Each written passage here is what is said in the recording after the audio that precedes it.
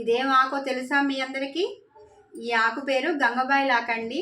దీంతో పులుసు కూర వండుకుంటే చాలా టేస్టీగా ఉంటుంది. అది ఎలా వండుకుందామో చూసేద్దాం పదండి. ముందుగా గంగబాయిల ఆకును సన్నగా తరిగి శుభ్రంగా కడిగి ఉంచుకోవాలి. పప్పుకి పులుపు కోసం మామిడికాయను చిన్న ముక్కలుగా కట్ చేసి ఉంచుకోవాలి.